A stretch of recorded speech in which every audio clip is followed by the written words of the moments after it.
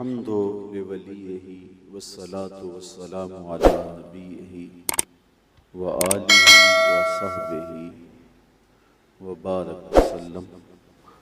قال الله تعالى وتبارك في القرآن المجيد والفرقان الحميد في شان حبيبه مخبرا وآمرا إن الله وملائكته يصلون على النبي يا أيها الذين آمنوا صلوا عليه وسلموا تسليما. اللهم صل على سيدنا ومولانا محمد معدن الجود والكرم صلاة وسلاما عليك يا سيدي يا رسول اللہ.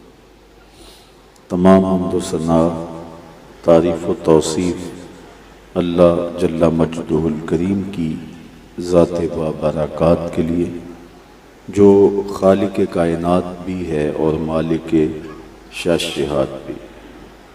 اللہ جل وعلا کی حمد و ثنا کے بعد رسول رحمت، شفیع معظم، نبی محتشم، حضور ختم المرتبت، اللہ کے پیارے، امت کے سہارے، رب کے محبوب، دانائے غیوب، مالک رقاب امم، فخر عرب و عجم، والی کون و مکان، سیاہ لا مکان، سید انس و جاں، سرور لالا رخاں، نیر تاباں، سرنشین مہوشاں، ماہ خوباں، شہنشاہ حسینہ، تتمہ دوراں، سرخیل زہرہ جمالا، جلوہ صبح ازل، نور ذات لم یزل، باعث تکوین عالم، فخر آدم و بنی آدم، نیر بطحا، رازدار ما اوہا، شاہد ما طغا،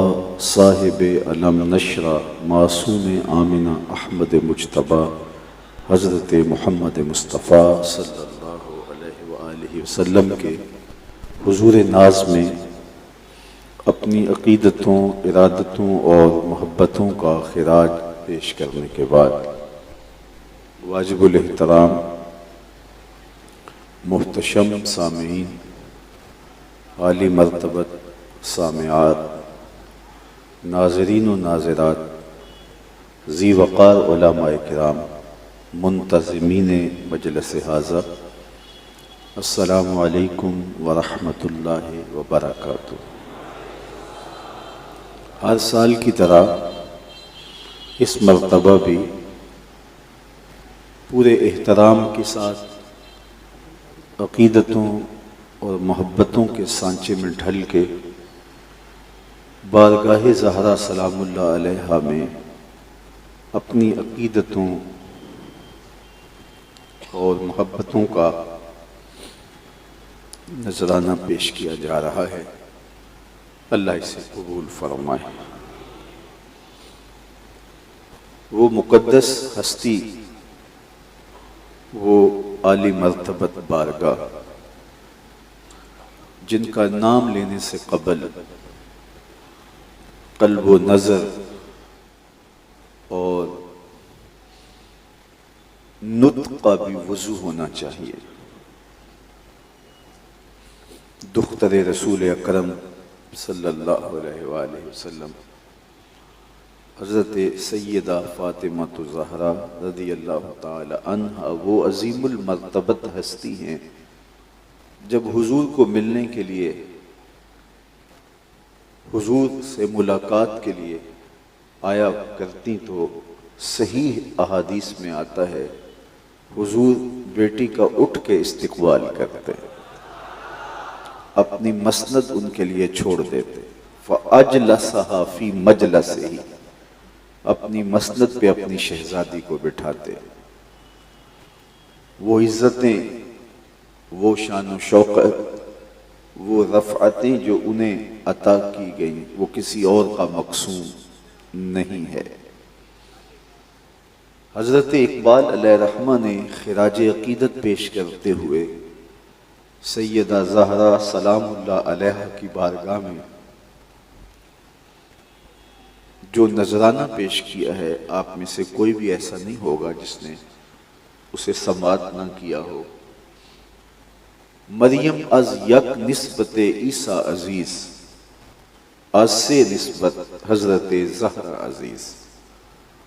فرماتے ہیں کہ حضرت مریم سلام اللہ علیہا وہ عظیم المرتبت خاتون ہیں جن کا ذکر قرآن کے دامن میں موجود، بلکہ ان کے نام کی پوری ایک سورت موجود ہے۔ سورہ مریم ان کے نام سے موسوم یہ سورت قرآن کے دامن میں ہے، جن کے تقدس، جن کی پاک دامنی کی دھوم ہے قرآن میں، جو پاکیزہ وصف اور صالح وجود ہیں، اور جن کی آغوش میں حضرت عیسیٰ علیہ السلام جلوہ گر ہوئے۔ مشکل وقت تھا، اللہ کی حکمت تھی کہ حضرت عیسیٰ نے بغیر باپ کے دنیا پہ جلوہ گر ہو کے اللہ کی قدرتوں کا نمونہ بننا تھا، لیکن معاندین دشمن گھیرا ڈال کے بیٹھ گئے۔ یا اخت ہارون، اے ہارون کی بہن، بڑی تسبیحات کیا کرتی تھی، یہ کیا کیا؟ بغیر باپ کے بیٹا لے کے آ گئی۔ تو کتنا مشکل وقت تھا سیدہ مریم سلام اللہ علیہا پر، لیکن انہیں بتایا گیا اس اوکھے ویلے، اس مشکل وقت اپنے بیٹے کی طرف اشارہ کرو۔ تو انہوں نے کہا فاشارت الی، انہی کی طرف انہوں نے اشارہ کیا۔ اب کفار بولے کہ جو پنگھوڑے کا بچہ ہے ہم اس سے بات کریں، اس سے ہم کلام، یہ ان کا تکبر تھا، ان کی رعونت تھی۔ تکبر میں بھرے ہوئے وہ کہنے لگے ہم اس سے بات کریں جو پالنے میں ہے، جو پنگھوڑے میں ہے۔ پھر حضرت عیسیٰ علیہ السلام نے آغوش مادر میں کلام کیا اور ان کفار کی آنکھوں میں آنکھیں ڈال کے کہا انی عبد اللہ آتانی الکتاب وجعلنی نبیا، خبردار میری ماں پاک دامن ہے اور میں اللہ کا بندہ ہوں، اللہ نے مجھے کتاب بھی دی ہے اور نبی بھی بنایا ہے۔ آغوش مادر میں بچے نے بول کے اپنی ماں کی عصمت کی گواہی دی اور اپنی نبوت کا اعلان کیا۔ میں اللہ کا فرستادہ ہوں، اللہ کا بھیجا ہوا، اللہ کا بھیجا ہوا پیغمبر ہوں، نبی ہوں، اور مجھے کتاب بھی عطا کی گئی ہے۔ حضرت مریم سلام اللہ علیہا وہ یگانہ روزگار خاتون ہیں کہ جن کی تقدس کے شعرے ہیں، اور کتاب اللہ نے ان کے نام پر سورت نازل کی، اور ان کا نام لیتے ہوئے آنکھیں حیا سے، شرم سے جھک جاتی ہیں۔ مریم سلام اللہ علیہا تقدس کا استعارہ ہیں، پاکیزگی کا دوسرا نام ہے، طہارت، عفت اور پاک دامنی کا روشن حوالہ ہے، اور عزیز روزگار ہوئی کہ قرآن نے ان کے نام کی صورت اتاری اور ان کے قصیدے بیان کیے، ان کی عصمت کی گواہی آغوش مادر میں حضرت عیسیٰ علیہ السلام نے دی، اور ان 4 خواتین میں سے ایک ہیں جو زمانے کی افضل ترین خواتین ہیں۔ انہیں یہ شرف، یہ عزت، یہ مرتبہ، یہ مقام کیوں ملا؟ اقبال کہتے ہیں اس لیے کہ یہ حضرت عیسیٰ علیہ السلام کی ماں ہیں۔ حضرت عیسیٰ علیہ السلام کی ماں ہونے کا شرف انہیں ان بلندیوں پہ پہنچاتا ہے جو زمانے کی دوسری خواتین کو نصیب نہیں ہوتی، ان بلندیوں پر انہیں فائز المرام کرتا ہے۔ تو کہا حضرت مریم عزیز روزگار ہوئی، فضل و شرف سے مالا مال ہوئی، عزت و احترام انہیں نصیب ہوا، اس کا سبب حضرت عیسیٰ علیہ السلام کی ماں ہونا ہے۔ آج سے نسبت حضرت زہرا عزیز اور حضرت زہرا سلام اللہ علیہا کو یہ اعزاز ہے کہ ان کو 3 نسبتیں حاصل ہیں۔ سب سے پہلی نسبت نور چشم رحمت للعالمین، امام اولین و آخری، کہ انہیں یہ اعزاز حاصل ہے کہ وہ رسول اللہ صلی اللہ علیہ وآلہ وسلم کی آنکھوں کا نور ہے۔ حضور نے فرمایا فاطمہ تو بدعۃ منی، فاطمہ میرے جگر کا ٹکڑا ہے، اور ان کا حضور یوں استقبال کرتے کہ مسند چھوڑ دیتے، انہیں اپنی جگہ پہ بٹھاتے اور انہیں عزت دیتے، انہیں احترام سے نوازتے اور اٹھ کر ان کا استقبال کرتے۔ اور آقا کریم علیہ السلام سب سے زیادہ پیار حضرت فاطمہ زہرا رضی اللہ تعالی عنہا سے ہی فرمایا کرتے تھے۔ تو انہیں ایک تو یہ اعزاز ہے کہ وہ رسول خدا کی بیٹی ہیں، حضور علیہ السلام کی صاحبزادی ہیں، اور یہ اعزاز انہیں ممتاز کرتا ہے، انہیں عزیز روزگار بنا دیتا ہے، انہیں عزت کی اس مسند پہ بٹھاتا ہے کہ جو انہی کا مقصوم ہے۔ ایک یہ شرف ہے سیدہ زہرا سلام اللہ علیہا کا۔ دوسرا شرف بانوے آن تاجدار حل عطا، مرتضی مشکل کشا شیر خدا۔ ان کا اعزاز یہ ہے کہ وہ زوجہ محترمہ ہیں حضرت سیدنا علی المرتضی رضی اللہ تعالی عنہ کی، جو مرتضی بھی ہیں، مشکل کشا بھی ہیں اور شیر خدا بھی ہیں۔ ان کی زوجہ محترمہ ہونے کا شرف آپ کو ممتاز کرتا ہے۔ تو ایک شرف رسول خدا صلی اللہ علیہ وآلہ وسلم کی صاحبزادی ہونا، دوسرا شرف بانو مرتضی ہونا، سیدنا علی المرتضی کی زوجہ محترمہ ہونا، تیسرا شرف جو حضرت سیدہ فاطمہ زہرا رضی اللہ تعالی عنہا کا ہے، وہ یہ ہے کہ مادر آن مرکز پرکار عشق، مادر آن قافلہ سالار عشق، کہ حضرت فاطمہ زہرا رضی اللہ تعالی عنہا کا یہ شرف ہے کہ وہ حضرت امام حسن اور امام حسین کی والدہ ہے، جنہوں نے دین کے گرتے ہوئے پرچم کو تھام لیا اور اپنا خون دے کر کے اسلام کے چمن کو سینچا، اور اسلام کی عزت، اسلام کی آبرو کو انہوں نے داؤ پہ نہیں لگنے دیا، اپنا سب کچھ لٹا دیا، لیکن اسلام کا باغ اجڑنے نہیں دیا، اسلام کا چمن پامال نہیں ہونے دیا۔ تو گویا اسلام کی عزت، منبر و محراب کی رونق، آج مجلسوں کے نور، اور آج رمضان کی تازگیاں، اور آج سحری افطاری کے مزے، آج حرم کا طواف، اور آج حج کی بہاریں اس لیے ہیں کہ حسین ابن علی نے اپنا خون پیش کیا۔ حسین اگر نہ شہید ہوتا تو آج گھر گھر یزید ہوتا، اسلام کی عظمت عیاں نہ ہوتی، خدا کے گھر میں اذان نہ ہوتی، بار الہا نوحہ سناتا پھرتا، تا روز جزا اشک بہاتا پھرتا، امداد نہ کرتے اگر کربلا میں حسین، اسلام تیرا ٹھوکریں کھاتا پھرتا۔ تو حضرت امام حسین رضی اللہ تعالی عنہ نے اپنا خون دے کر کے اسلام کے پرچم کو گرنے سے بچایا اور اسلام کی عزت اور آبرو رکھ لی۔ تو حضرت فاطمہ زہرا رضی اللہ تعالی عنہا کی آغوش میں یہ حسین پلے تھے جنہوں نے اسلام کی آبرو بچائی، تو ان کی ماں ہونا ان کا تیسرا شرف ہے۔ تو یہ تین شرف سیدہ زہرا سلام اللہ علیہا کو حاصل ہیں، جو کائنات کی کسی دوسری عورت کو حاصل نہیں ہیں۔ تو سیدہ فاطمہ زہرا رضی اللہ تعالی عنہا سیدنا امام حسین رضی اللہ تعالی عنہ کی والدہ ماجدہ کے ہونے کے ناطے سے، اور امام حسن سلام اللہ علیہ کی والدہ ماجدہ ہونے کے ناطے سے وہ امتیاز رکھتی ہیں، ان کی تربیت بولتی ہے۔ کربلا کے تپتے ہوئے ریگزار میں حضرت امام حسین نے جو عظیمت کی انوکھی اور البیلی داستان رقم کی ہے، تو زمانہ دیکھتا ہے کہ یہ باقپن، یہ جمال، یہ حسن، یہ صبر و استقامت، یہ کہاں سے آیا؟ تو اقبال اسی نظم میں آگے چل کے فرماتے ہیں کہ سیرت فرزند ہا از امہات، جوہر صدق و صفا از امہات۔ صدق و صفا کا جوہر اولادوں میں جو دیکھنے کو ملتا ہے، یہ ماؤں کے دودھ کا اثر ہوتا ہے، اور بیٹوں کی سیرت کا جو نقش تمہیں بیٹھا ہوا نظر آتا ہے، اور ان کی سیرت کا جمال جو تمہیں دکھائی دیتا ہے، تمہارے سکرین کے سامنے تو یہ چہرہ ہوتا ہے، لیکن پردے کے پیچھے ایک ماں کی محنت ہوتی ہے۔ تو ماں کی وہ محنت بچے کو اس منزل پہ پہنچاتی ہے، اس مقام پہ پہنچاتی ہے کہ پھر وہ زمانے میں ایک ایسے نقوش ثبت کرتا ہے کہ زمانہ دیکھتا رہ جاتا ہے۔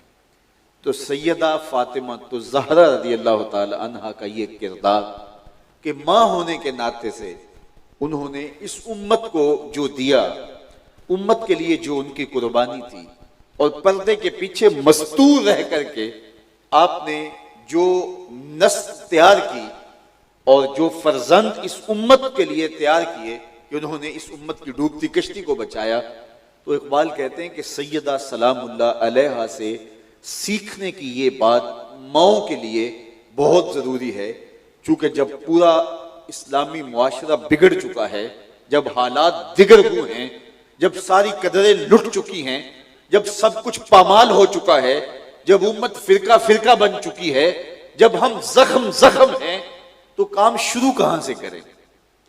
پمبا کجا کجا نہم کہ ہما داغ داغ است، کہاں کہاں روئی رکھوں، جگہ جگہ سے تو خون رستا ہے۔ ہم جہاں بھی دیکھیں امت کا تو شیرازہ بکھر گیا ہے۔ وائے ناکامی متائے کارواں جاتا رہا، کارواں کے دل سے احساس زیاں جاتا رہا، احساس زیاں بھی لٹ گیا، متائے کارواں بھی لٹ گیا۔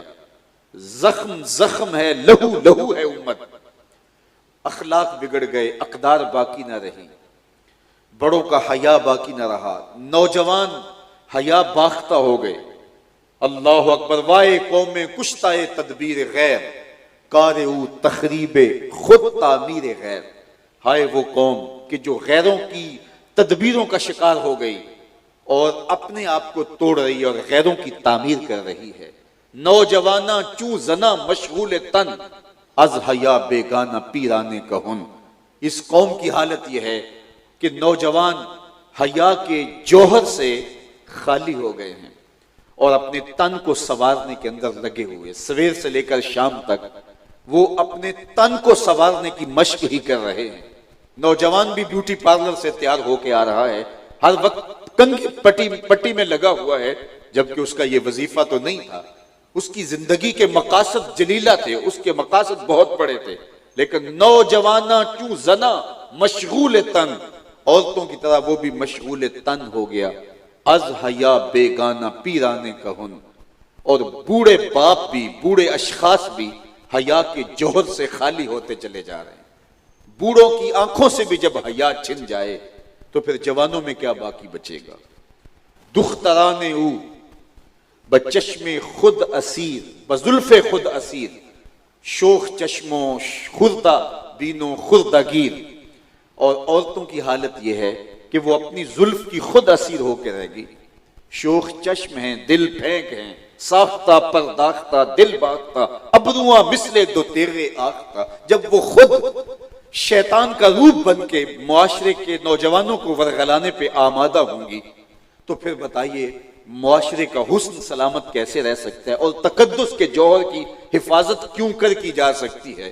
تو جب قوم کا یہ مزاج ہو کہ نہ بوڑھے میں حیا باقی رہے، نہ جوان میں شرم رہے، اور وہ بننے سنورنے کو زندگی کی معراج سمجھنے لگے، اور عورت جو ہے وہ خردہ گیر ہو، عورت شوخ چشم ہو، اپنی زلف کی خود اسیر ہو جائے، اور ہر وقت وہ زینت بازار بننا اور زینت مجلس بننا اور شمع محفل بننا ہی پسند کرے، تو پھر قوم کہاں سے تلاش کریں گے؟ قوم کی نشت کہاں سے ہوگی؟ کہاں سے قوم اب اس بگڑی ہوئی قوم کو، اس فرسودہ معاشرے کو، اس اقدار سے خالی لوگوں کو کس طرح عصر نو منظم کیا جائے، کیسے کھڑا کیا جائے، پھر دوبارہ زندگی کیسے دوڑ سکتی ہے، کیسے دوبارہ وہ اپنے اسلاف کے نقوش قدم چوم سکتے ہیں؟ تو اقبال کہتے ہیں کہ اس قوم کو سنوارنے کے لیے دوبارہ آغوش مادر میں آنا پڑے گا۔ جب زخم زخم ہے بدن اور جگہ جگہ سے لہو رس رہا ہے تو پٹی کہاں باندھے، پھاہا کہاں رکھیں، خون کہاں سے پوچھیں، کہاں مرہم لگائیں، کہاں دارو رکھیں؟ تو پریشان حال ہیں کہ ہم جائیں کہاں اور کدھر سے کام کا آغاز کریں اور کس کام کو کہاں سے شروع کریں کہ سارا آوے کا آوا ہی بگڑ گیا ہے۔ تو اقبال کہتے ہیں کہ آئیے اس دور میں کہ جب تمہارا حال یہ ہو تو خواتین سیدہ فاطمہ زہرا رضی اللہ تعالی عنہا کے اسوہ کو اختیار کر لیں، اور آپ کا اسوہ انہیں ایک نئی زندگی دے گا اور ایک نئی نسل کی تیاری کا سبب اور ذریعہ ہوگا، اور نئی نسل اس امت کو دوبارہ کھڑی کر دے گی اور جوانوں کو پیروں کا استاد بنا دے گی۔ شرط یہ ہے کہ سیدہ فاطمہ زہرا رضی اللہ تعالی عنہا کا اسوہ انہیں اختیار کرنا پڑے گا۔ اور دیکھیے کہ انہوں نے اپنے بیٹوں کی تربیت کس طرح کی۔ عورت کا کام اولاد کی تربیت، اور یہ اس کا سب سے بڑا وظیفہ ہے۔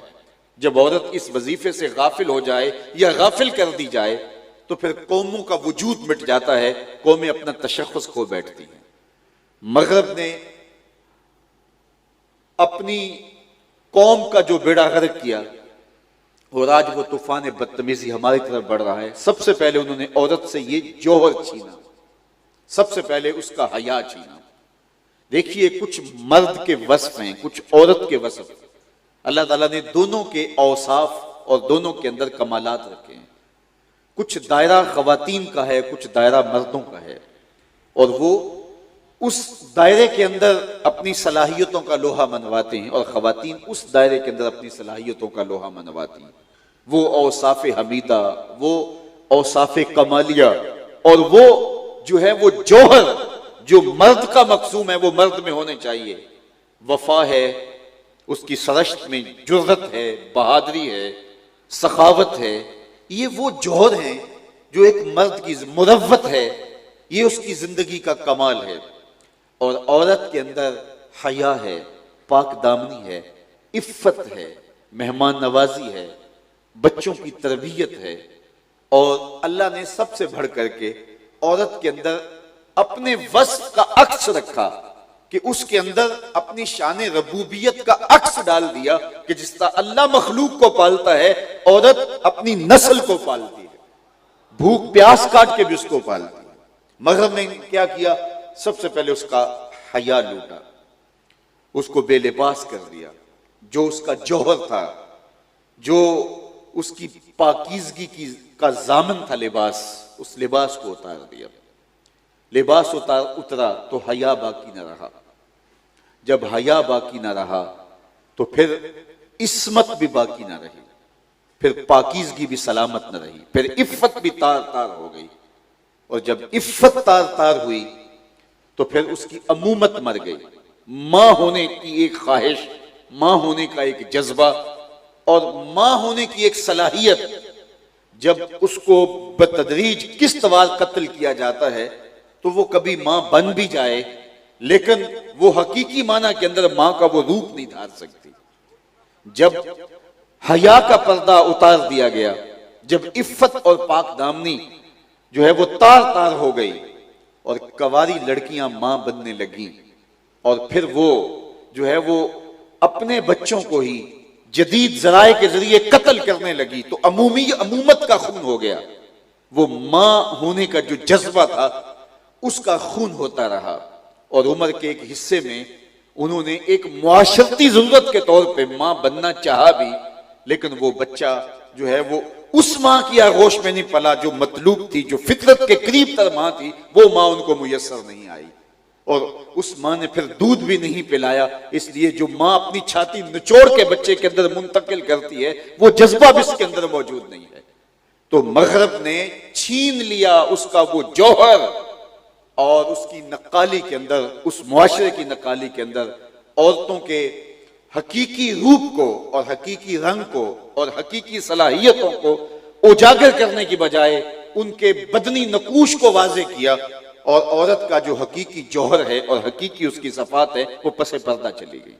اقبال نے بھی اپنے دور کا المیہ بیان کرتے ہوئے کہا تھا، عشق و مستی کا جنازہ ہے تخیل ان کا، ان کے اندیشہ تاریک میں قوموں کے مزار، چشم آدم سے چھپاتے ہیں مقامات بلند، کرتے ہیں روح کو خوابیدہ بدن کو بیدار، ہند کے شاعر و صورت گرو افسانہ نویس، آہ بیچاروں کے اعصاب پہ ہے عورت سوار۔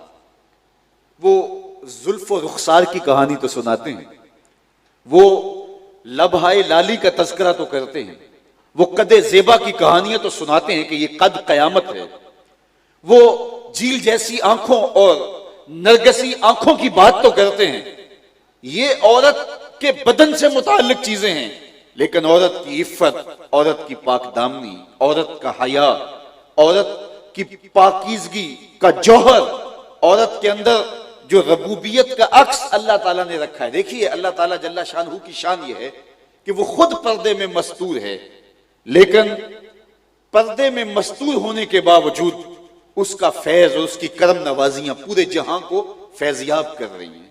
روشنی سورج دیتا ہے اور سورج کو سامنے کر دیا اور وہ جہاں میں اجالے بانٹتا ہے. چاند چاندنی بکھیرتا ہے. ستارے راہیں کشادہ کرتے ہیں، راہیں دکھاتے ہیں. پھول تازگی اور فرحت دیتے ہیں، بشاشت پیدا ہوتی ہے. درختوں کے وجود سے پھل ملتا ہے، آکسیجن چھوڑتے ہیں. یہ ہوائیں، یہ فضائیں، یہ دھنک کی شوخیاں، یہ کائنات کی بو کلمونیاں، یہ پھوٹتے ہوئے جھرنے، یہ بہتے ہوئے دھارے، یہ نچڑتے ہوئے بادل اور یہ برستی ہوئی بارش اور زمین سے اگتا ہوا سبزہ، یہ سب اللہ کی طرف سے ہے. لیکن وہ خود پردے میں مستور ہے. پردے کے پیچھے اللہ جل شانہ، لیکن اس کی رحمتوں سے پورا جہاں فیضیاب ہو رہا ہے. تو اللہ نے ماں کو بھی اپنی ربوبیت کی شان سے حصہ دیا اور اس کا عکس ماں کے اوپر ڈالا کہ جس طرح مالک خود مستور ہے لیکن کائنات کے اندر اسی کے فیض سے لوگ پل رہے ہیں. اس کی کرم نوازی اور کرم گستری کا دسترخوان بچا ہوا ہے جس کے کھانے کرم سے لوگ کھاتے ہیں. اس طرح ماں پردے کے پیچھے ہوتی ہے. سکرین پر ماں نہیں ہوتی، سکرین پہ ماں نہیں ہوتی، ماں پردے کے پیچھے ہوتی ہے. لیکن پردے کے آگے شیخ عبد القادر جیلانی ہوتے ہیں. یہ ماں کی شان ہے. ماں پردے کے پیچھے ہوتی ہے. ماں کو دنیا جان نہیں ہوتی، وہ پردے میں مستور ہے. لوگوں نے ماں کو دیکھا نہیں، لیکن سکرین پہ بابا فرید الدین گنجے شکر دکھائی. ماں پردے کے پیچھے ہوتی ہے لیکن زمانہ دیکھتا ہے کہ پردے کے باہر جو چیز، جو ہستی انہیں نظر آتی ہے وہ خواجہ قطب الدین بختیار کاکی دکھائی دیتی ہے. ماں پردے کے پیچھے مستور ہے لیکن زمانہ دیکھتا ہے کربلا کے تپتے ہوئے ریگزار میں کائنات کو جو برستی ہوئی تلوار اور کڑکتی ہوئی بجلیاں جن تلواروں کے آشیانوں میں ہیں وہ تلواریں لوگوں کو نظر آتی ہیں تو کربلا میں حسین ابن علی کی تلواروں میں نظر آتی ہے. ماں حجرہ فاطمہ کے اندر مستور ہے لیکن بیٹا آج دنیا کو دکھا رہا ہے اور زمانہ دیکھ کے کہتا ہے واہ حسین تو نے فاطمہ کا دودھ ہی پیا ہے. تو ماں مستور ہو کے پردے کے پیچھے جو ہے وہ اپنے بیٹے کی تربیت سے جو ہے وہ ماں بولتی ہے اور ماں کا عکس دکھائی دیتا ہے. تو اللہ تعالیٰ جل شانہ نے ماں کو ربوبیت کا جو عکس دیا ہے، جس طرح خود وہ مستور ہے، پردے کے پیچھے ہے لیکن پوری کائنات اسی کے فیض سے پل رہی ہے. تو ماں کو بھی یہ شان دی ہے کہ وہ پردے میں سمٹ کر کے اپنی نسل کو آگے کرتی ہے اور وہ نسل ایک اچھی قوم دیتی ہے اور قوم کی بہتری کی ضامن بن جاتی ہے. اس لیے قوم کی بہن اور بیٹی کو اقبال نصیحت کرتے ہوئے بولتے ہیں اگر پندے سے درویش پذیری ہزار امت بمیرت تو نہ میری. اگر تو درویش کی ایک نصیحت مان لے ہزار امت مر سکتی ہے لیکن امت مسلمہ تجھے موت نہیں آ سکتی. وہ کیا ہے؟ بطول باش و پنہا شو ازیں اسر، بطول بن جا اور زمانے کی نگاہوں سے پوشیدہ ہو جا. تو پردے کے پیچھے چلی جا. تیرا کام سکرین پہ آنا نہیں ہے، تیرا کام بازاروں میں نہیں ہے، تیرا کام محفل میں نہیں ہے، تو شمع محفل نہیں ہے، تو چراغ خانہ ہے. تو دیا نہیں جس کو اٹھا کے کوئی جہاں مرضی لے جائے، تو گھر کا چراغ ہے، گھر کی روشنی ہے. تو پردے کے پیچھے چلی جا اور تیرا کام جو ہے وہ پردے پہ آنا نہیں ہے اور تو گھر سنبھال لے. پھر دیکھنا تیری اولاد بحر و بر سنبھال لے گی. تو سمٹ جائے گی، قوم پھیلتی چلی جائے گی. اگر پندے سے درویش پذیری ہزار امت بمیرت تو نہ میری. اگر درویش کی ایک بات مان لے ہزار قومیں مر جائیں گی لیکن امت مسلمہ تجھے موت نہیں آئے گی. اور وہ کیا نصیحت ہے؟ بطول باش، بطول بن جا، وہ پنہا شو ازیں اسر، اور زمانے کی نگاہوں سے پوشیدہ ہو جا. تجھے زمانہ دقیانوسی کا تانا دے تو پرواہ نہ کر، تجھے اولڈ فیشن کہا جائے تو پرواہ نہ کر، تجھے پتھر کے زمانے کی عورت کہا جائے تو پرواہ نہ کر، تیرے برقعے کو جو ہے وہ قید خانہ قرار دیا جائے تو پرواہ نہ کر. تیرا برقع تیرے حیا کا پہرا ہے، تیری چادر کی ایک سلوٹ تیری آبرو کا پہرا ہے اور تیری عزت کا نشان ہے. تو سمٹ جا، تو پردے کے پیچھے چلی جا. بطول باش و پنہا شو ازیں اسر، زمانہ کچھ بھی کہتا رہے تو زمانے کی نگاہوں سے پوشیدہ ہو جا. تو پوشیدہ ہو جا، تو حجرے میں چلی جا. تو جو ہے وہ اپنے گھر کا چراغ بن، گھر کی روشنی بن. در آغوش شبیر بگیری، پھر دیکھنا تیری آغوش میں بھی حسین کے جانشین جنم لیا کرے. لیکن شرط یہ ہے کہ تجھے بطول بننا ہوگا، تجھے مصلح سنبھالنا ہوگا، تجھے تہجد کے مصلے پہ اٹھ کے آنسو بہانے ہوں گے، تجھے گھر سنبھالنا ہوگا، پھر تیری اولاد بہر و بر سنبھالے گی. جو تیرا وظیفہ ہے، جو تیرا کام ہے وہ تو کر، اور پھر تیری اولاد وہ کرے گی جو ان کا کام ہے. تو جب تو اپنا گھر سنبھال لے گی اور پردے کے پیچھے ہوگی، دیکھیے پھول کو دیکھ کے بے ساختہ زبان پہ آتا ہے سبحان اللہ. میاں وہ تو مستور ہے، وہ تو چھپا ہوا ہے، لیکن جب ہم پھول کو دیکھتے ہیں تو سبحان اللہ پکارتے ہیں، اللہ اکبر. وہ کیا کسی نے کہا تھا کہ گل چیرنے والے نے کس شان سے چیرا ہے، درزوں کی لطافت میں خوشبو نے اما پائی، درزوں کی لطافت میں خوشبو نے اما پائی، گل چیرنے والے نے کس شان سے چیرا ہے. بے ساختہ زبان پہ سبحان اللہ. میاں وہ تو پردے میں مستور ہے، لیکن دیکھا پھول کو سبحان اللہ کہہ کے داد سے دی. پہاڑوں کو دیکھا بے ساختہ کہا اللہ اکبر. وہ تو پردے میں مستور ہے. برستی بارش کو دیکھا اور موسم کی رنگینیوں کو دیکھا، دھنک کی شوخیوں کو دیکھا، کوسے قضا کا جمال دیکھا تو بے ساختہ پکارے اللہ اکبر سبحان اللہ. میاں وہ تو پردے میں مستور ہے، دیکھنے والی آنکھ جانتی ہے سکرین پہ یہ ہے، پیچھے کوئی کاریگر ہے. سکرین پہ یہ پھول ہے، پیچھے پھول کو تراشنے والا ہے، اس کی درزوں میں رنگ خوشبو بھرنے والا ہے، اس کو لطافت دینے والا ہے، اس کو جمال دینے والا ہے، اس کو حسن دینے والا ہے، اس کو خوبصورتیاں دینے والا ہے. یہ دھنک کی شوخیاں تو دکھائی دیتی ہیں لیکن پیچھے کوئی اور ہے. اس لیے بے ساختہ پھول کو دیکھ کے سبحان اللہ کہنے پہ بندہ مجبور ہوتا ہے. اس لیے جب حسین ابن علی کو کربلا میں دیکھتے ہیں تو بے ساختہ اقبال کہتا ہے کہ رشتہ آئین حق زنجیر پاس، پاس فرمانے جناب مصطفیٰ، ورنہ گردے تربتش گردید میں سجدہ برخا کے پاشید میں. جب حسین ابن علی کی تلوار چلتی ہے اور وہ ظالم کے سامنے سر نہیں جھکاتے، ظلم اور جبر سے سمجھوتا نہیں کرتے، بچے کٹوا دیتے ہیں لیکن اف نہیں کرتے، بیٹے کے حلق سے خون کا فوارہ چھوٹتے ہوئے دیکھتے ہیں لیکن پھر بھی کہتے ہیں اللہ حسین کی یہ قربانی قبول کر لے. عباس کے کٹے ہوئے بازو دیکھتے ہیں پھر بھی کہتے ہیں مالک تیرا شکر ہے کہ ہم حق پہ قائم ہیں. جو رات جو ہے وہ ظلمتوں سے بھری پڑی ہے لیکن سجدے میں رات بسر کرتے ہیں، جو جوان بیٹے کی لاش کندھوں پہ اٹھا کے خیموں تک لاتے ہیں پھر بھی کہتے ہیں مالک حسین کی قربانی قبول کر لے. تو حسین کے اس جذبے کو دیکھ کے، جس طرح پھول کو دیکھ کے سبحان اللہ کہا، تو اقبال جو ہے وہ حسین ابن علی کی ان جرأتوں کو، ان شجاعتوں کو، ان بہادریوں کو، ان استقامتوں کو دیکھ کے کہتا ہے اے فاطمہ اگر تیرے بابا کی شریعت کی زنجیر میرے پاؤں میں نہ ہوتی کہ اللہ کے علاوہ کسی کو سجدہ کرنا جائز نہیں ہے تو اے فاطمہ میں کعبے کی بجائے تیری قبر کی طرف رخ کر کے سجدہ کرتا اور کعبے کا طواف کرنے کی بجائے تیری قبر کا طواف کرتا. رشتہ آئین حق زنجیر پاس، پاس فرمانے جناب مصطفیٰ، ورنہ گردے تربتش گردید میں تیری قبر کے گرد گھومتا، سجدہ برخا کے پاشید میں، اور میری پیشانی سے ٹپکتے ہوئے سجدے تیری قبر پہ نچھاور ہوتے. کیوں؟ اس لیے کہ جو کام تم نے کیا ہے. کربلا میں تلوار نظر آ رہی ہے، کربلا میں استقامت نظر آ رہی ہے، بھوک اور پیاس کے باوجود جرت نظر آ رہی ہے، لیکن فاطمہ میں جانتا ہوں یہ تیرے دودھ کا اثر ہے.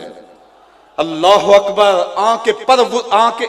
ادب پر وردائے تسلیم و رضا، ادب پر وردائے تسلیم و رضا، آسیہ گرداں و لب قرآن سنا، لب قرآن سرا. کہا وہ ادب کی پروردہ تسلیم و رضا کے ماحول میں پلی ہوئی اور پرورش پائی ہوئی فاطمہ سلام اللہ علیہا کہ جو ہے وہ چکی پیستی رہتی ہے اور لبوں پہ قرآن کا نغمہ جاری رہتا ہے.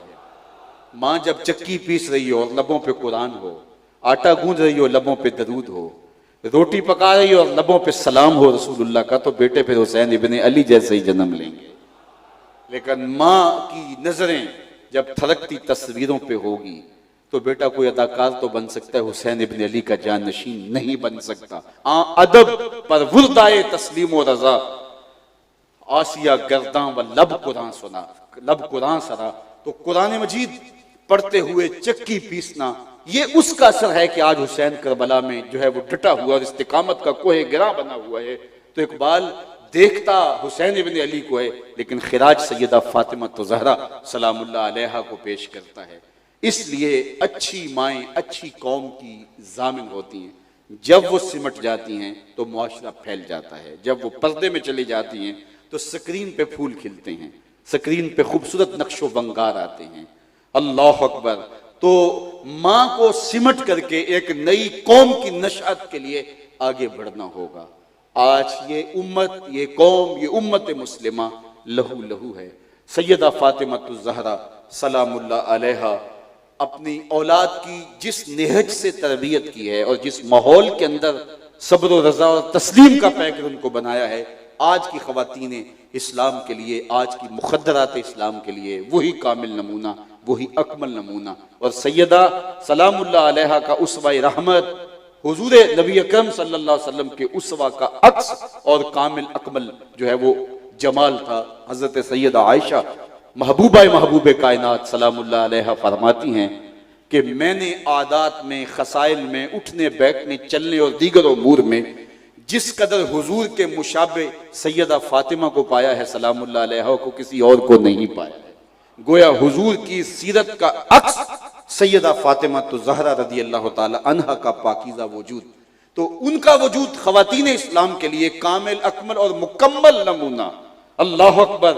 مادرہ را اسوہ کامل بطول، مزرعہ تسلیم را حاصل بطول۔ تسلیم کی کھیتی کا جو حاصل ہے وہ سیدہ فاطمہ الزہرا ہیں، اور ماؤں کے لیے کامل اکمل نمونہ جو ہے وہ سیدہ فاطمہ الزہرا ہے۔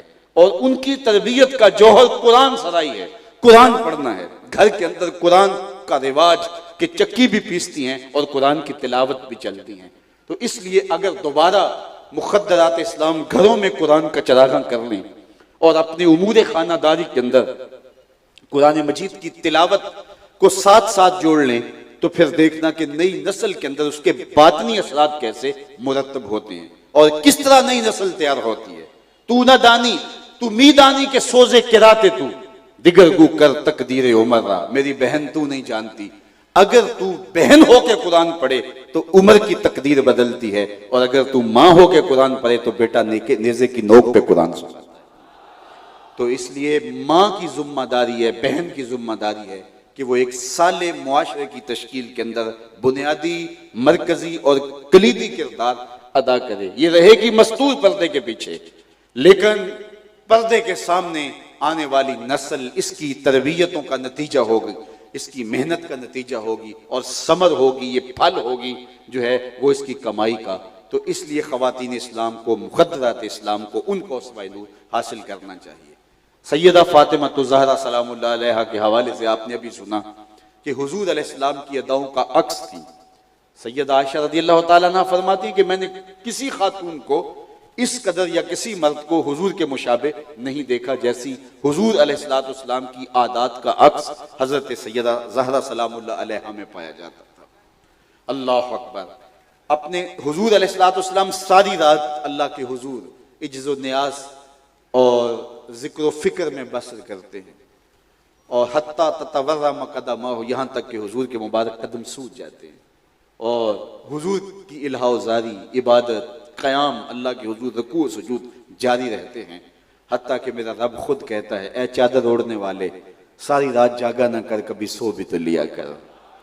تو ساری رات حضور کا قیام ہوتا ہے۔ اب آئیے یہ عکس یہاں دیکھتے ہیں کہ سیدہ فاطمہ الزہرا رضی اللہ تعالیٰ عنہ سارا دن گھر کے کام کاج کرتی ہیں، سارا دن گھر کے کام کاج میں مصروف رہتی ہیں، چکی بھی پیستی ہیں، کندھے پہ مشکیزہ بھی اٹھا کے بھر کے لاتی ہیں، بچوں کی ضروریات کو بھی پورا کرتی ہیں، مولا کائنات کی خدمت میں بھی کسر نہیں چھوڑتی۔ لیکن جب شام پڑتی ہے تو مصلی بچھا کے اللہ کے حضور کھڑی ہو جاتی ہیں، کبھی قیام میں، کبھی رکوع میں، کبھی سجدے میں رات گزرتی ہے۔ ایک دن اللہ کے حضور سیدہ فاطمہ الزہرا عرض کنا ہوتی ہیں، مالک تیری راتیں ہی اتنی چھوٹی ہیں کہ تیری بندی کا ذوق بندگی ہی پورا نہیں ہوتا، ایک رات تو اتنی لمبی بنا دے کہ جی بھر کے تجھے سجدہ ہی کر سکے۔ تو یہ ذوق عبادت سارا دن گزرتا ہے اور اپنے ہاتھ سے کام کرتی ہیں۔ بڑے گھروں کی بیٹیاں ہم دیکھتے ہیں کہ عموماً جا کے بستی اس لیے نہیں ہیں کہ وہ کہتی ہیں ہم شوہر کی خدمت کیوں کریں، لیکن حضور کے گھر سے بڑا گھر کس کا ہو سکتا ہے۔ اور سیدہ فاطمہ رضی اللہ تعالیٰ عنہ جب جاتی ہیں تو ایک دفعہ بھی ایسا نہیں ہوا. سیدنا علی المرتضیٰ فرماتے ہیں کہ پوری زندگی میں فاطمہ نے مجھے کبھی ایسی کوئی بات نہیں کی جس سے مجھے دکھ پہنچا ہو، میری تکلیف کا باعث کبھی نہیں بنی. تو اپنے ہاتھ سے چکی پیستی ہیں. ایک زمانہ آیا کہ ہاتھ میں چکی پیس کے ہاتھوں میں چھالے پڑ جاتے ہیں اور مشکیزہ اٹھا کے لاتی ہیں اور کندھوں پہ نشان پڑ جاتے ہیں. ایک غزوے میں بڑی وسعت کے ساتھ مال غنیمت آیا جس میں غلام بھی تھے، لونڈیاں بھی تھیں. تو سیدنا علی المرتضیٰ رضی اللہ تعالیٰ عنہ نے کہا جاؤ اپنے باپ سے ایک آدھ لونڈی لے آؤ جو آپ کے ساتھ کام کاج میں مدد کرے، اور آپ کا کام زیادہ ہو گیا ہے، بچے بھی تھوڑے بڑے ہو رہے ہیں تو یہ آسانی ہوگی. تو کہا ٹھیک ہے میں حاضر ہوتی ہوں. حضور کی خدمت میں حاضر ہوئی لیکن ہمت نہیں پڑی، بس سلام کر کے واپس آ گئی. تو مولا کائنات نے دیکھا کہ واپس آ گئی ہیں تو کہا کہ حضور سے عرض نہیں کیا؟ کہا میں نے عرض کرنے کی جسارت اور ہمت کرنے کی کوشش تو کی تھی لیکن ہمت بند نہیں سکی اور میں عرض نہیں کر پائی. کہا چلو میں تمہارے ساتھ چلتا ہوں. تو مولا علی رضی اللہ تعالیٰ عنہ سیدہ سلام اللہ علیہ کو لے کے حضور کی خدمت میں حاضر ہوئے. کہا حضور یہ آپ کی صاحبزادی آپ کی خدمت میں آئی تھی، سلام کر کے لوٹ گئی. ان کا مقصد تھا کہ آپ کے پاس اتنے غلام اور اتنی لونڈیاں آئی ہیں تو کوئی لونڈی کوئی کنیز عطا کر دیں تاکہ کام کاج میں معاونت ہو جائے. اور سیدہ فاطمہ تو زہرا سلام اللہ علیہ کے ہاتھوں میں چھالے پڑے ہیں کام کر کے. اللہ اکبر. حضور کے لیے کیا مشکل تھا، لونڈیاں عطا کر دیتے. ہمیں تو یہی لگتا ہے کہ انہوں نے ایک لونڈی ایک کنیز طلب کی تھی، حضور نے کئی کنیزیں عطا کر دی ہوں گی، لیکن تاریخ کا جواب مختلف ہے. سیدہ فاطمہ کے ہاتھوں پہ چھالے ہیں، کندھوں پہ مشکیزے کے نشانات موجود ہیں. لاڈلی شہزادی لاڈلی بیٹی حضور کی دہلیز پہ کھڑی ہے، داماد ساتھ کھڑا ہے اور ایک کنیز کا سوال لیے حضور کی چوکھٹ پہ کھڑے ہیں. اور اللہ کے محبوب علیہ الصلوۃ والسلام سے ایک کنیز مانگتے ہیں، حضور عطا کر دیتے. لیکن میرے حضور کیا کہتے ہیں؟ واللہ لا آتیکما، واللہ لا آتیکما، اللہ کی قسم میں تمہیں غلام اور لونڈیاں نہیں دوں گا، اللہ کی قسم میں تمہیں غلام اور لونڈیاں نہیں دوں گا. بیٹی ہاتھ کے چھالے دکھا رہی ہے، مشکیزے کے نشان کندھوں پہ. ذرا تاریخ پڑھیے کہ حضور علیہ السلام فرمایا واللہ لا آتیکما، اللہ کی قسم میں تمہیں نہیں دوں گا، اللہ کی قسم میں تمہیں نہیں دوں گا. میں تو یہ غلام اور لونڈیاں فروخت کروں گا اور صفہ کے چبوترے پہ بیٹھ کے پڑھنے والے جو میرے طلباء ہیں میں ان کی ضرورت کو پورا کروں. صفہ کے چبوترے پہ بیٹھ کے پڑھنے والے طلباء کی ضرورتوں کا میں کفیل ہوں اور میں ان کی ضرورتوں کو پورا کروں گا. لیکن چونکہ تم چل کے آئی ہو خالی نہیں موڑنا، تو پھر حضور نے وہ تسبیحات فاطمہ جو آج بھی ہم پڑھتے ہیں، اور علماء کہتے ہیں یہ مجرب ہے کہ اگر تھکن ہوئی ہو تو تسبیحات فاطمہ پڑھ لیں تو جو ہے وہ آپ کی تھکن اتر جائے گی. تو آقا کریم علیہ السلام یہ نسخہ دیتے ہیں کہ کام تم اسی طرح کرو گی لیکن یہ تھکن اتارنے کا نسخہ تمہیں دیتے ہیں، یہ پڑھ لیا کرو تو پھر کیا ہوگا، تمہیں تھکن نہیں ہوگی. تو بیٹی دہلیز پہ کھڑی ہے لیکن میرے حضور فرماتے ہیں میں اپنے گھر والوں کو کچھ نہیں دوں گا لیکن صفہ کے چبوترے پہ پڑھنے والے ان جو ہے وہ طلباء کی ضرورتوں کی کفالت کروں گا. یہاں ہمیں یہ بات بھی سمجھنا ہوگی کہ جو دینی طلباء ہوتے ہیں، مدارس دینیہ ہوتے ہیں اور جو دین کے کام ہوتے ہیں ان کی اہمیت کیا ہے.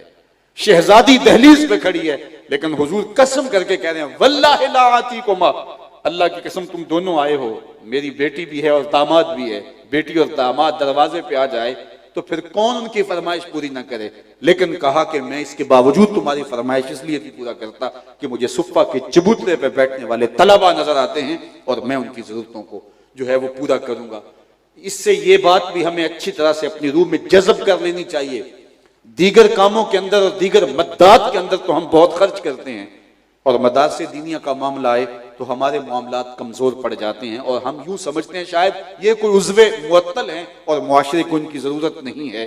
حضرت شیخ احمد مجدد الفسانی علیہ رحمہ فرماتے ہیں دیگر مدات کے اندر لاکھوں دیے ہوئے اور اعانت دین کے اندر ایک دانگ ایک ٹگا دیا، فرمایا یہ زیادہ افضل اور زیادہ اشرف ہے کیونکہ اس سے اعانت دین ہوتی ہے. تو حضور علیہ السلام نے فرمایا واللہ لا آتیکم، میں تمہیں نہیں دوں گا لیکن آئے ہو تو یہ لیتے چلو. تو سیدہ فاطمہ تو زہرا سلام اللہ علیہا گھر کا کام بھی کرتی ہیں، چکی بھی پیستی ہیں اور شوہر کی خدمت میں بھی کوئی کسر نہیں چھوڑتی اور اللہ کے حضور بندگی کا سر اللہ اکبر اور نیاز مندی آپ کی زندگی میں شامل ہے. سیدہ فاطمہ تو زہرا سلام اللہ علیہا کا ایک اور پہلو اور وہ بھی آقا کریم علیہ الصلوۃ والسلام کی سیرت کا عکس ہے، اور حضور علیہ الصلوۃ والسلام کی دل سوزیوں کا حصہ سلام اللہ علیہ کو، زہرا سلام اللہ علیہ کو نصیب ہوتا ہے۔ حضور اس امت کے لیے جس قدر بے چین ہوتے، اس امت کی بخشش و مغفرت کے لیے حضور کی جو بے چینیاں اور حضور کا اضطراب ہے وہ کسی سے مخفی نہیں ہے۔ ایک روایت میں آتا ہے کہ حضور اچانک بیٹھے تھے اور ہاتھ اٹھائے اور کہا اللہم امتی امتی، اے اللہ میری امت، اے اللہ میری امت، فبکا، اور ساتھ ہی چشمان رحمت سے آنسو ٹپکنے لگے، موتیوں کی طرح آنسو نکل کے حضور کے مبارک رخساروں پہ اور پھر حضور کی مبارک داڑھی پہ اور آغوش میں آ کے گرتے ہیں اور کیا کہتے ہیں، اے اللہ میری امت، اے اللہ میری امت۔ تو جبریل امین حاضر خدمت ہوئے اور جبریل نے حاضر ہو کے کہا کہ اللہ نے آپ کے نام پیغام اور سلام بھیجا ہے۔ جبریل کو بلا کر کہا یا جبریل اذهب الى محمد وسل ما یبکیہ وربک عالم، جبریل جلدی جاؤ، میرا محبوب رو رہا ہے، جا کے پوچھو محبوب کیوں روئے ہو، وسل ما یبکیہ، پوچھ کہ محبوب کیوں روئے ہو، اور جبریل سے کہا وربک عالم، جبریل جاؤ تم پوچھاؤ، لیکن تیرا رب جانتا ہے میرا محبوب کیوں روتا ہے۔ محبوب آنکھوں سے آنسو بہاتے ہیں اور چشمان رحمت تر ہو جاتی ہیں، اور جبریل کو حکم نامہ ملتا ہے جاؤ میرے محبوب سے پوچھ کے آؤ کیوں روتے ہو، اور جبریل سنو میں جانتا ہوں میرا محبوب کیوں روتا ہے۔ تو جب اللہ جانتا ہے تو پھر جبریل کو کیوں بھیجا جا رہا ہے؟ بتلانا مقصود تھا، محبوب بے تاب ہو تو اللہ جبریل کو بھیجا کرتے ہیں، محبوب کی دلجوئی مقصود تھی۔ تو جبریل حاضر خدمت ہوئے اور کہا کہ رب کا سلام ہے آپ کے نام اور پیغام ہے کہ آپ کیوں روئے ہیں، کیا ماجرا ہوا؟ تو حضور کیا کہتے ہیں، کسی اپنی وجہ سے نہیں، کسی اپنے مسئلے سے نہیں رویا، میں امت کے غم میں رویا ہوں، مجھے امت کا غم رلا رہا ہے۔ تو جبریل بار عزتی میں حاضر ہو کے عرض کی کہ مالک تیرے محبوب کا تیرے نام پیغام یہ ہے کہ کسی اپنی وجہ سے نہیں رویا، میرے گھر میں کئی دن فاقہ چلتا ہے اس وجہ سے نہیں رویا، کھانے کو کچھ میسر نہیں اس لیے نہیں رویا، بلکہ میرا ماجرا یہ ہے، رونے کا مسئلہ یہ ہے کہ مجھے امت کا غم رلاتا ہے۔ تو جبریل کو پھر دوبارہ بھیجا کہ محبوب سے کہو کہ محبوب پریشان نہیں ہو، جیسے کہو گے ویسے ہی کر لیں گے، جیسے کہو گے ویسے ہی کر لیں گے۔ اللہ اکبر، وَلَسَوْفَ يُعْطِيكَ رَبُّكَ فَتَرْضَىٰ، آپ کا رب آپ کو اتنا نوازے گا کہ آپ راضی ہو جائیں گے۔ اللہ اکبر۔ حضرت امام جعفر صادق رضی اللہ تعالیٰ عنہ فرماتے ہیں کہ اہل شام کا خیال یہ ہے، قرآن مجید کی سب سے امید افزا آیت یہ ہے لا تقنطوا من رحمت اللہ، اللہ کی رحمت سے کبھی مایوس نہ ہونا۔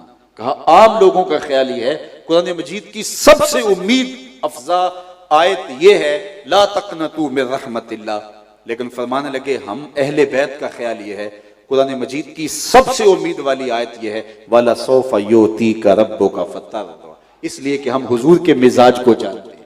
اللہ کہا محبوب ہم آپ کو راضی کرنا ہے، اور حضور نے فرمایا کہ میں اس وقت تک راضی نہیں ہوں گا جب تک ایک گناہگار بھی جہنم میں ہوا، ایک گناہگار بھی جہنم میں ہوا تو میں راضی نہیں ہوں گا۔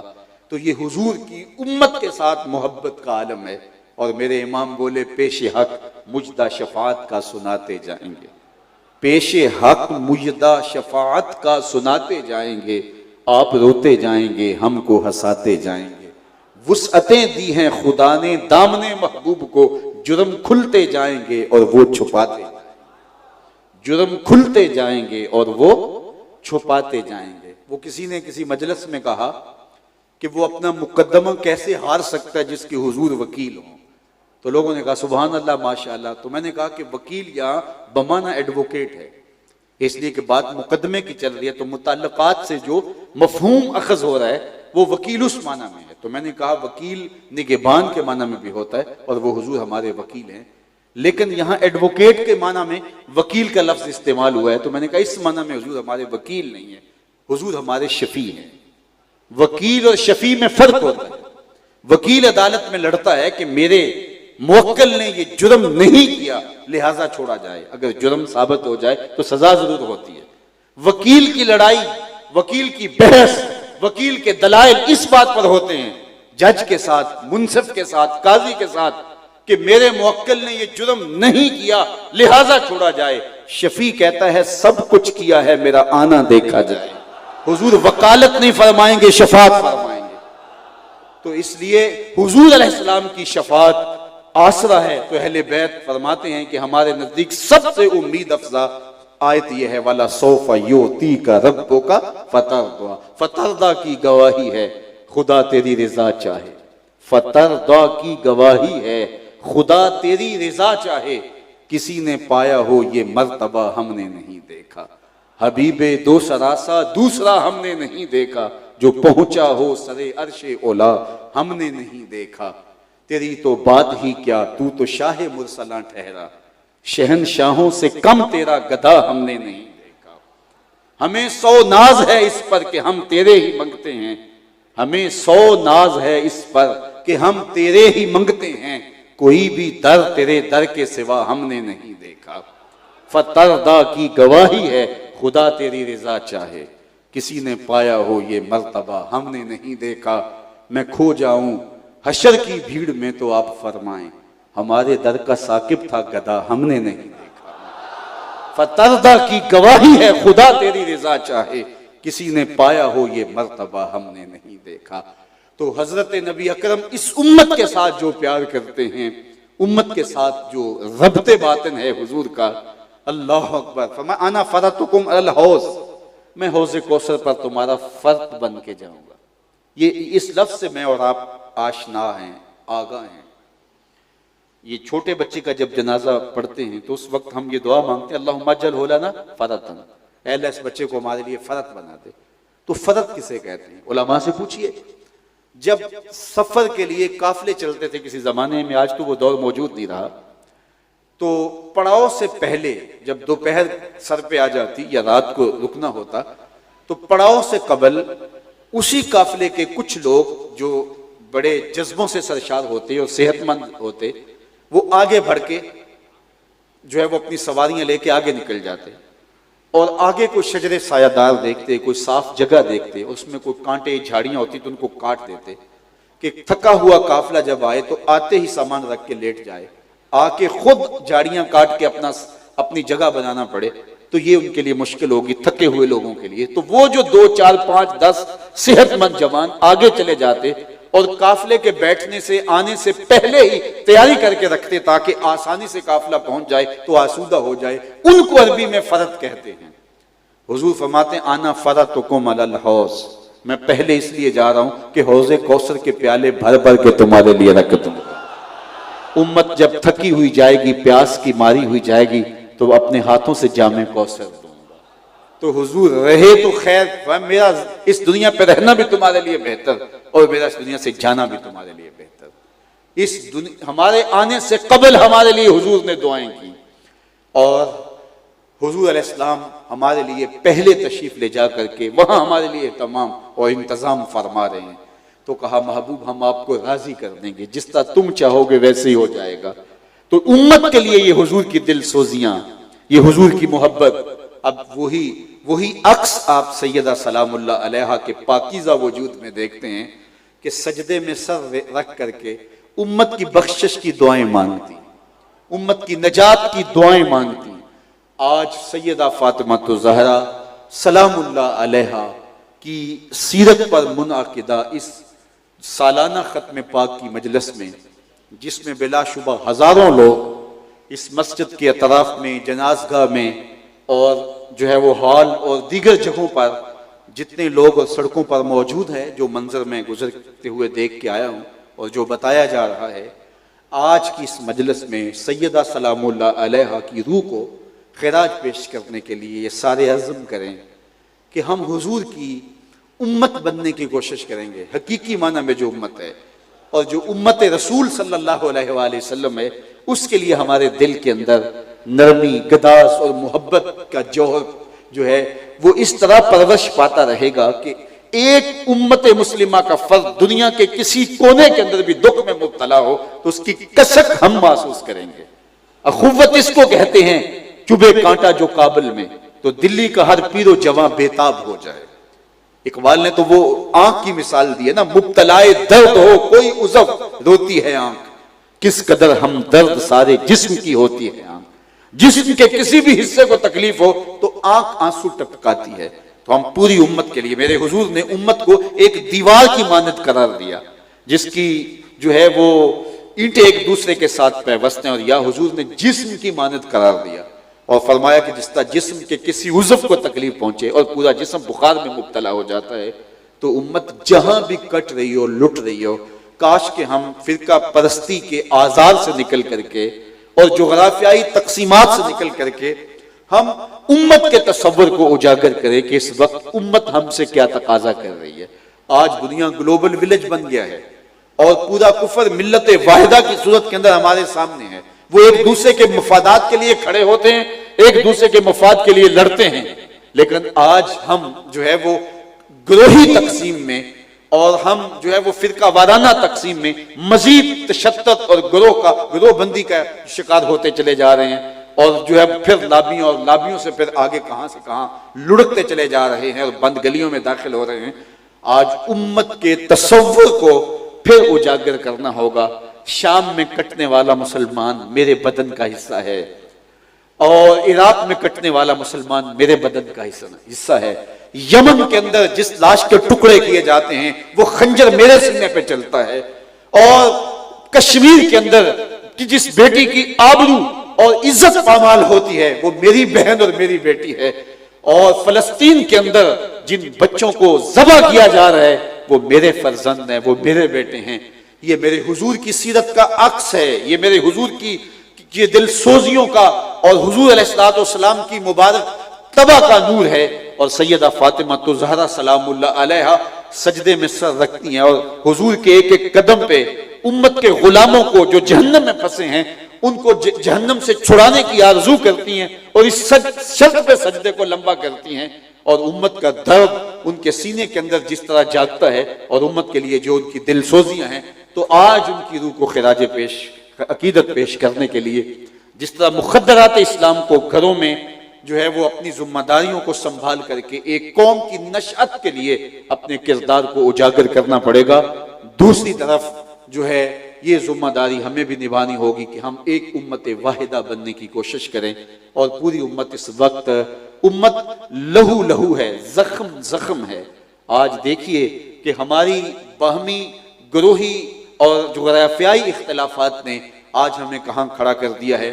پوری کائنات کے اندر 1 انچ جگہ بھی ایسی نہیں ہے جہاں آتش و آہن برستے ہوں اور وہ کفار کی سرزمین ہو۔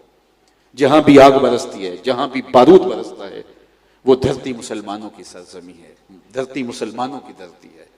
اور آج ہمارے تشدد نے، آؤ حضور سے معافی مانگیں، اپنے رب سے معافی مانگیں اور امت واحدہ بننے کے لیے عملی کردار ادا کریں۔ چھوڑ کے آپ کا دامن رحمت آقا ہم سے بھول ہوئی، چھوڑ کے آپ کا دامن رحمت آقا ہم سے بھول ہوئی، کھو دی اپنی قدر و قیمت آقا ہم سے بھول ہوئی۔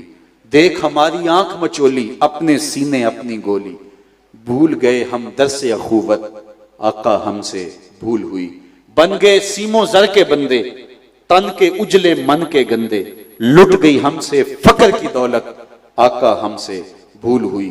دنیا کے ٹھکرائے ہوئے ہیں، تیرے در پہ آئے ہوئے ہیں، کھول دے اپنا باب رحمت آقا ہم سے بھول ہوئی۔ ہم نے بزرگوں سے سنا ہے، اپنے بڑوں سے سنا ہے، علماء صوفیاء نے لکھا ہے کہ جو فریاد سیدہ فاطمہ کے ذریعے سے حضور کی بارگاہ میں پیش کی جائے وہ رد نہیں کی جاتی۔ تو آؤ وسیلہ زہرا سے حضور کی بارگاہ میں عرض کریں، آقا ہم سے بھول ہوئی، ہمیں معاف کر دیجئے۔ ہم دوبارہ امت بننے کی کوشش میں لگ جائیں گے اور ہم اپنے باہمی فروعی اختلافات کو ختم کر کے، جغرافیائی تقسیم سے نظریں ہٹا کر کے امت وحدہ کے تصور کو اجاگر کرنے کی کوشش کریں گے۔ یہ امت جب امت بن جائے گی اور خلافت اسلامیہ کا جب احیاء ہو جائے گا تو پھر وہ وقت دور نہیں ہے کہ امت مسلمہ پھر اپنے پاؤں پہ کھڑی ہوگی اور کوئی میلی آنکھ سے کسی مسلم جو ہے وہ فرد کو نہیں دیکھ سکے گا، کسی عورت کی آبرو کی طرف کوئی نظر اٹھا کے نہیں دیکھ سکے گا۔ جب ہم خلافت کے نور سے مالا مال تھے اور جب وحدت کے اجالے جو ہے وہ ہمیں روشنیاں دیتے تھے اور جینے کے راستے دکھاتے تھے، تو اس وقت اگر ایک بیٹی بھی مدد کے لیے پکارتی تھی تو دیبل کے ساحل پہ ہمارے قافلے پہنچتے تھے اور محمد بن قاسم جو ہے وہ مدد کو پہنچتا تھا۔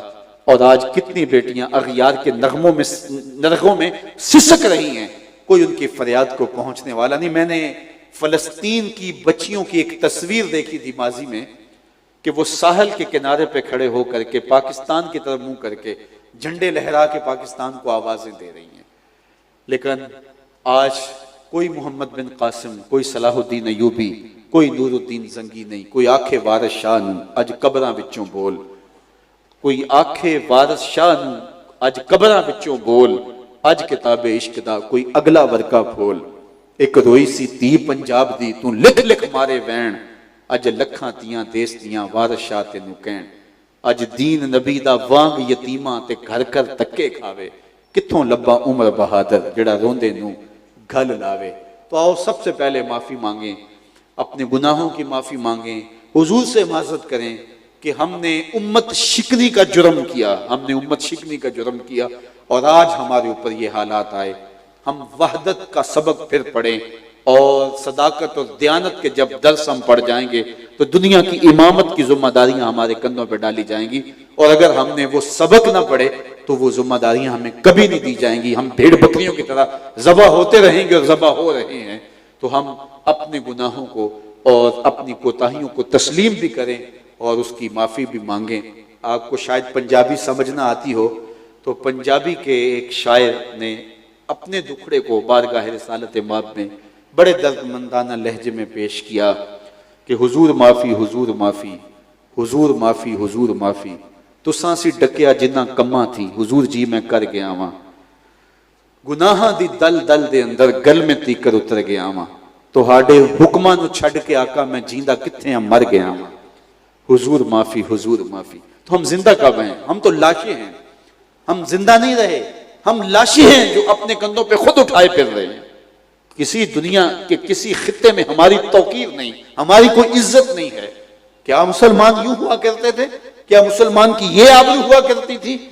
تو جب ہم اپنے اسلاف سے رشتہ توڑ لیں گے اور ان کی تعلیمات سے رخ موڑ لیں گے تو پھر وہی ہوگا جو ہمارے ساتھ ہو رہا ہے۔ تو آئیے آج سیدہ سلام اللہ علیہا، سیدہ زہرا سلام اللہ علیہا کے یوم سعید کے موقع پر آج ان کے تذکرہ نور کے جھرمٹ کے اندر ہم اپنے گناہوں کا اعتراف کر کے اللہ سے معافی مانگیں اور ہم عزم کریں، بالخصوص مقدرات اسلام ایک نئی قوم کی تیاری کے لیے ایک جد و جہد کا آغاز کریں، ایک قد و کاوش عمل میں لائیں اور گھروں میں سمٹ کے اپنی نسل، اس کے جو امانت دی گئی ہے اولاد کی شکل کے اندر، یہ اس کا ماں کی گود ہی پہلا مدرسہ ہے، تو اس درس گاہ کی جو تعلیم ہے وہ خوبصورت ہونی چاہیے، چونکہ ماں جب سکھاتی ہے، جو ماں تعلیم دے سکتی ہے وہ کسی اور درس گاہ سے نہیں ملتی۔ اقبال کا ایک لہجہ دیکھیے کتنا دل آویز ہے، یہ فیضان نظر تھا یا کہ مکتب کی کرامت تھی، سکھائے کس نے اسماعیل کو آداب فرزندی۔ آغوش مادر میں چھوڑ کے چلے گئے تھے حضرت اسماعیل علیہ السلام کو حضرت ابراہیم علیہ السلام، ابھی دودھ پیتا بچہ تھا، چھوڑ کے چلے گئے اللہ کے حکم سے وادی غیر ذی زرع میں، ایسی وادی میں جہاں کوئی جھاڑی بھی نہیں تھی، جہاں کوئی پھلدار کیا پھولدار درخت بھی نہیں تھا، جہاں شجر سایہ دار بھی میسر نہیں تھا۔ مورخ اسلام حفیظ جالندھری اس وادی کا نقشہ کھینچتے ہوئے بولتے ہیں، وہ وادی جس میں وحشت بھی قدم رکھتی تھی ڈر ڈر کے، جہاں پھرتے تھے آوارہ تھپیڑے بادے سر سر کے، جہاں پر گھاس اگتی تھی، جہاں نہ پھول کھلتے تھے، مگر وہ سرزمین تھی آسماں بھی جھک کے ملتے تھے۔ اس وادی غیر ذی زرع میں فرزند کو چھوڑا اور چلے گئے۔ ایک مدت کے بعد اللہ کا حکم لے کے واپس آئے اور کہا کہ بیٹا میں تمہیں ذبح کرنا چاہ رہا ہوں، فانظر ماذا تری، اب تیری بتا رائے کیا ہے۔ آج باپ بیٹے کو چھوڑ کے چلا جائے اور کچھ عرصے پہ کے بعد آ کے وہ اپنا استحقاق جتلائے تو بیٹا آگے سے کھڑا ہو جاتا ہے کہ آپ نے ہمیں دیا کیا کہ آج استحقاق جتلانے آگے ہو، لیکن آغوش مادر میں بیٹے کو چھوڑ کے جانے والے ابراہیم، آج بیٹا جوانی کی دہلیز پہ، بلوغت کی دہلیز پہ قدم رکھتا ہے تو ہاتھ میں چھری لیے آتے ہیں اور کہا بیٹا میں تجھے ذبح کرنے کا ارادہ رکھتا ہوں، فانظر ماذا تری، بتا تیری رائے کیا ہے۔ بیٹا خاموش ہو جاتا تو یہ بھی امتثال امر تھا، سکوت من الرضا، خاموشی بھی رضا ہوتی ہے۔ گردن جھکا لیتا، زبان سے کچھ نہ بولتا تو کامل اطاعت تھی، فرما برداری سے۔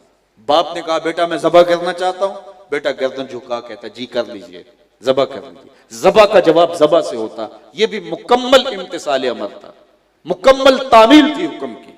لیکن بیٹا دو قدم آگے بڑھ کے جواب دیتا ہے۔ ذرا قرآن اٹھائیے، جب باپ نے کہا بیٹا میں تمہیں ذبح کرنا چاہ رہا ہوں، تو بیٹے نے یہ نہیں کہا یا ابا تذبح، ہاں ذبح کر لیجئے، ذبح کا پوچھا تو ذبح کا جواب دیتے، لیکن نہیں، بیٹے نے آگے بڑھ کے کہا یا ابا تفعل ما تؤمر، ماں میں عموم ہے، باپ میرے بابا ذبح کیا ہے جو بھی کرنا ہے کیجئے، صرف ذبح ہی نہیں، یا ابا تفعل ما تؤمر، جو بھی حکم ہے کیجئے، رہی بات میری ستجدنی انشاءاللہ من الصابرین، آپ دیکھیں گے صبر کر کے دکھاؤں گا، میرے رب نے چاہا تو صبر کر کے دکھاؤں گا، میرا دامن صبر کا چھلکے گا نہیں، آپ کیجئے جو کرنا ہے۔ اللہ اکبر۔ اور منظر ہے منا کی وادی کا، رسیوں سے بیٹے کو جکڑ لیا جاتا ہے، اور یہ بیٹے کی اپنی آرزو تھی کہ کہیں شدت درد سے تڑپوں نہ، اور تڑپنے کی وجہ سے اللہ کے حکم کی تعمیل میں کہیں آپ کو تاخیر نہ ہو جائے۔ تو جب باپ نے بیٹے کو جکڑ لیا، فلما اسلما وتلہ للجبین، باپ نے بیٹے کو پیشانی کے بل لٹا لیا، جب دونوں نے طے کر لیا، فلما اسلما، جب دونوں راضی ہو گئے، دونوں ایک نقطے پہ آگئے، دونوں نے طے کر لیا، کیا طے کر لیا؟ فلاں بنگلہ خرید لیں، یہ طے ہو گیا فلاں نمبر کی گاڑی خرید لیں، نہیں، باپ ذبح کرنے پر آمادہ ہوا، بیٹا ذبح ہونے پہ آمادہ ہوا، اور پھر باپ نے بیٹے کو پیشانی کے بل لٹایا، بدن چکڑا ہے رسیوں سے، ہاتھ میں چھری پکڑی ہے، کارکنان قضا و قدر دم بخود ہیں، مالک قیامت آنے والی ہے، بوڑھا باپ ہاتھ میں چھری لیے اپنے نوخیز بچے کو ذبح کرنا چاہ رہے، کہا فرشتو ذرا میرے بندے کی ادا کو دیکھو، تم کہتے تھے یہ دھینگا مشتی کریں گے، فساد کریں گے، سجدے تو ہم کرتے ہیں، ذرا میرے بندے کی اس ادا کو بھی دیکھو، میرے حکم کی تعمیل کے جذبے کو بھی دیکھو۔ اللہ اکبر۔ جب باپ نے بیٹے کو لٹا لیا، ذبح کرنے لگا، تو بیٹا بولتا ہے ابا جان میری رسیاں کھول دیجئے، کیوں؟ پروگرام تبدیل ہو گیا۔ کہا نہیں، کل کا مورخ یہ نہ لکھے کہ باپ ذبح کرنا چاہتا تھا، بیٹا ہونا نہیں چاہتا تھا، باپ نے باندھ کے کیا، کھول دیجئے رسیاں، نہیں تڑپوں گا۔ اللہ اکبر۔ تو بیٹا تیار ہوتا ہے ذبح، گردن رکھ دیتا ہے، باپ ہاتھ میں چھری لے کے ذبح کر۔ یہ کون سا بیٹا ہے جو دودھ پیتا باپ چھوڑ گیا تھا، اور آج باپ کہتا ہے تو بیٹا گردن جھکا دیتا ہے۔ تو اقبال کہتا ہے یہ فیضان نظر تھا یا کہ مکتب کی کرامت تھی؟ اسماعیل نے کس درسگاہ میں پڑھا تھا، کس یونیورسٹی میں گئے تھے، کس دانشگاہ سے سیکھا تھا کہ باپ کے حکم کو ٹالنا نہیں ہے؟ یہ کہاں سے انہوں نے پڑھا تھا، کس کتاب میں دیکھا تھا؟ یہ فیضان نظر تھا یا کہ مکتب کی کرامت تھی؟ سکھائے کس نے اسماعیل کو آداب فرزندی؟ فرزندی کے آداب کہ باپ کے سامنے اف نہیں کرنی، گردن رکھ دینا ہے، یہ کس نے سکھائے تھے؟ یہ ماں ہاجرہ نے سکھائے تھے۔ تو جب ماں سکھاتی ہے تو پھر بیٹا اسماعیل ذبیح اللہ بنتا ہے، جب ماں سکھاتی ہے تو بیٹا حسین ابن علی بنتا ہے، جب ماں سکھاتی ہے تو بیٹا غوث اعظم بنتا ہے، جب ماں سکھاتی ہے تو بیٹا بابا فرید گنج شکر بنتا ہے۔ اس لیے ماں کو سمٹنا ہوگا، گھر سنبھالنا ہوگا۔ یہ 2 بچے، یہ 4 بچے، یہ کائنات ہے پوری، ایک ایک بچہ کائنات کے رخ کو بدل کے رکھ دیتا ہے۔ مت سمجھیے میری صلاحیتیں محدود ہو رہی ہیں۔ سیدات النساء سیدہ فاطمہ الزہرا سلام اللہ علیہا سے بڑی صلاحیت کس کے پاس تھی؟ جو حضور کی گود میں پلی تھی، حضور کے گھر سے تربیت لی تھی۔ انہوں نے کہا میرا مدرسہ ہی ہے کہ میں نے حسنین کو تربیت کرنی ہے، میں نے زینب کی تربیت کرنی ہے۔ اور پھر زمانے نے دیکھا کہ زینب نے کس طرح شام کے دربار کے اندر حق کا بول بالا کیا، اور کس طرح حسنین کریمین نے حق کی آواز کو بلند کیا۔ تو آج مخدرات اسلام کو اسوہ فاطمہ سلام اللہ علیہا پہ آنا ہوگا، اور ہمیں بھی جو ہے وہ سیدہ فاطمہ الزہرا سلام اللہ علیہا کی وہ جو ان کا سوزے دروں جو اس امت کے لیے ہے، اس سے امت کی وحدت کے لیے گامزن ہونا پڑے گا۔ اللہ اپنی خاص کرم نوازیوں سے ہم سب کو مالا مال کرے۔ کی محمد سے وفا تو نے تو ہم تیرے ہیں، یہ جہاں چیز ہے کیا لوح و قلم۔